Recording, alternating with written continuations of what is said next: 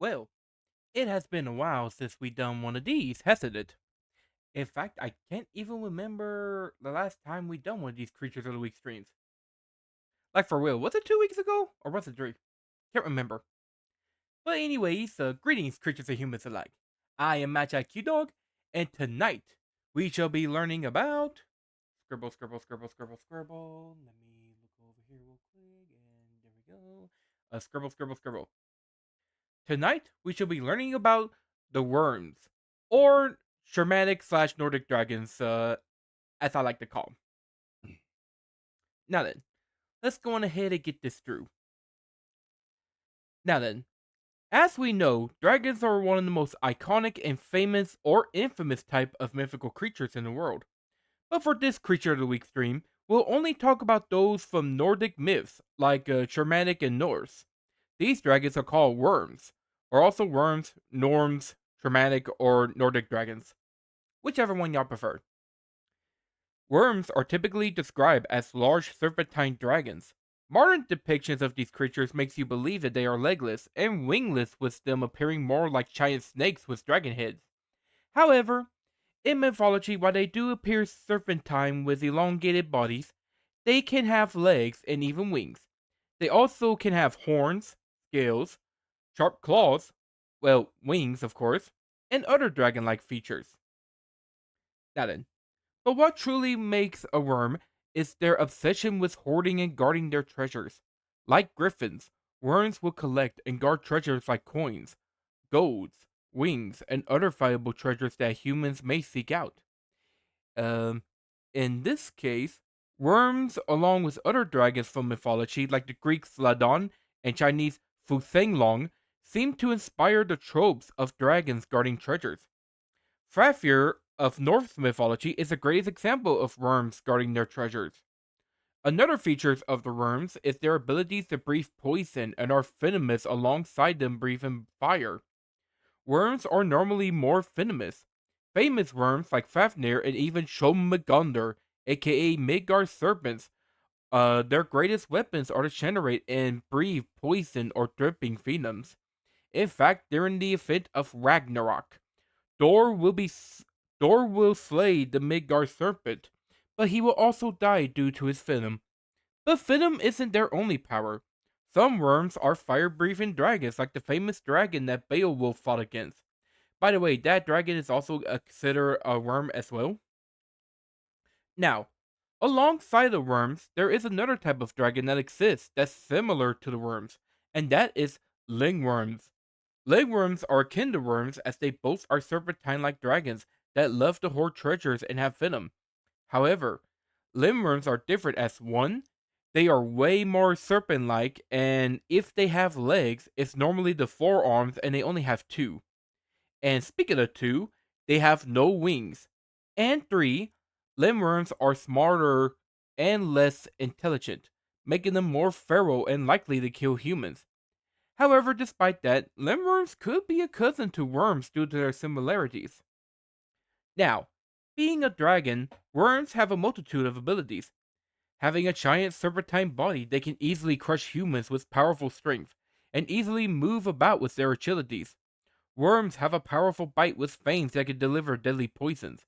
Like mentioned before, they can also breathe out poisonous fumes or breathe fire. They can also live underground due to an incredible ability to dig and travel underground. Also, they can be very fierce, in fact, to the point of nearly being unstoppable when guarding their treasures or going after those that steal from them. Then you have those with wings that can fly, sharp claws to tear apart enemies with legs, or in the case of the Midgard serpent, having a gigantic body that could cause tidal waves and earthquakes. As for the habitats, diets, and breeding, it's most likely the same as other type of dragons. The reason I say this is because in mythologies, there's not really much information about the worms' natural behaviors or how they are in the wild. However, studying the legends of known worms like Fafnir and Beowulf Dragon, along with other dragon species, we can kind of speculate of this. For the habitats, they can live mainly in caves and underground areas to hoard their treasures within forests and mountain ranges, or even around lakes and rivers. Their diet probably consists of large animals like deers or bears. Of course, humans and livestock will make easy meals. As for the breeding, uh, it will probably be the same as other dragons, where they will have a type of mating ritual. Then the females will lay their eggs or cluster of eggs, and the male will probably just, do whatever. Yeah. Anyways, out of the worms, only a handful of them are named as famous dragons of Germanic and Nordic myths. Of these famous dragons are that of Fafnir, a powerful greedy dragon that guards the Nibelung treasure until he was eventually slain by Sigurd. Although Fafnir himself was a dwarf that became a dragon after slaying his father and took the ring of Enfari. By the way, I am sorry for pronouncing these names. As you know, I'm not that good with pronunciation. Anyways, where was I?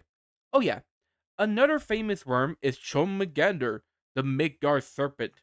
He is a serpent that is so huge that he encircles Midgard and I mean, and one of the three children of Loki.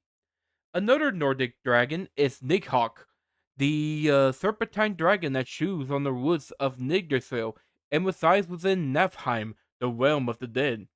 And of course, there is the famous dragon of Beowulf, who went on a rampage after a thief stole some of his treasure and was slain by what? I cannot speak today. Blah, blah, blah, blah. Okay. Uh, who was also died due to the worm's bite. The worms in mythology are considered powerful and fierce dragons that have survived in the modern times. Due to the famous ones like Fafnir, worms have gained popularity in video games, cartoons, and anime, and in books and movies too. Fafnir in the Netflix show Twilight of the Gods is a prime example, and the Pokemon Rayquaza might have been inspired by the worms, along with Chinese dragons. In video games, there is a Dragoness, Coat of the Worms, with a Dragoness race. There, at least I think. I've never played that game before, so I might have got my information wrong on that. But back to the information.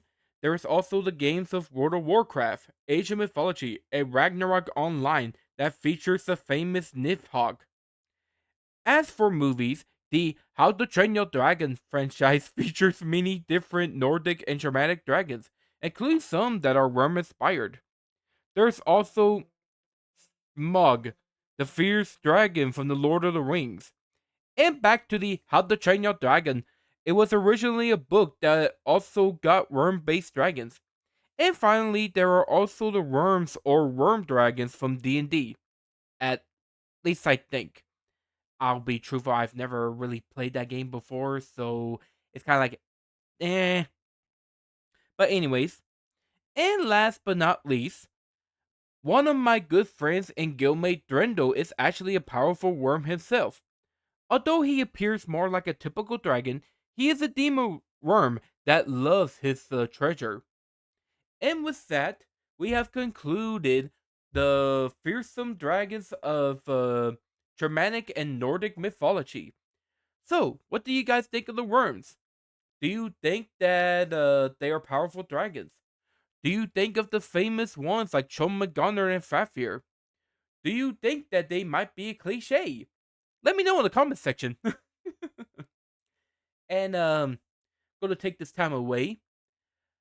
I know I keep saying about doing this and that with other streams and stuff, but unfortunately, things don't go always as planned. So yeah, I am gonna try to do something else for tomorrow for New Year's.